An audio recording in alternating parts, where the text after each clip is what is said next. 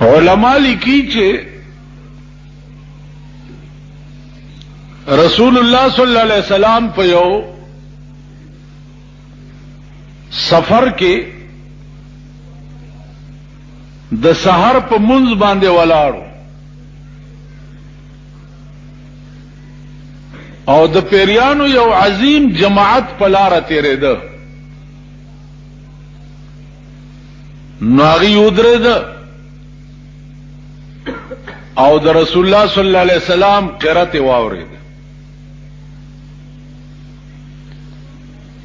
استاسو اندازو کوي چې قران کریم خو اسی هم د خدای کلام دی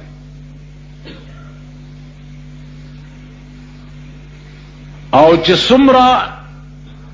زیات خوشالهانه سړی قران وای نو هغه څومره زیات دلکش وي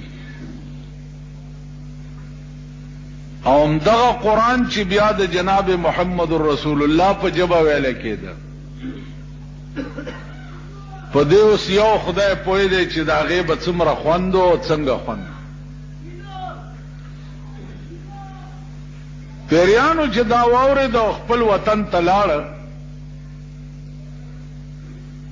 نو خپل تمام دنیا را جمع کړه او ورته وی چې انا سمعنا قرانا عجبا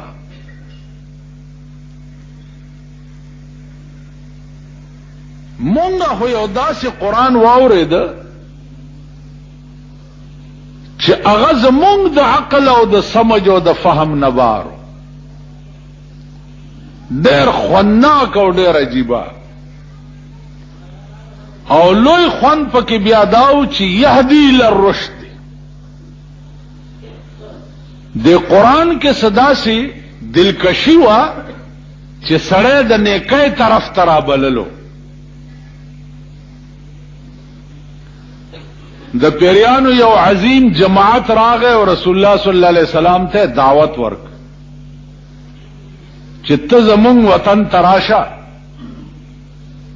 او مونږ ته تبلیغ وکړه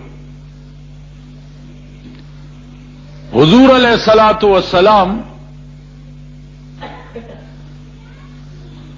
غالباً د شپې ته لیلۃ الجن وای د پیریانو شپه نو یو شپه مستقل د پیریانو وطن ته لاړو او په یو شپه کې تقریبا پیری دنیا چې څومره وا هغه مسلمانان شو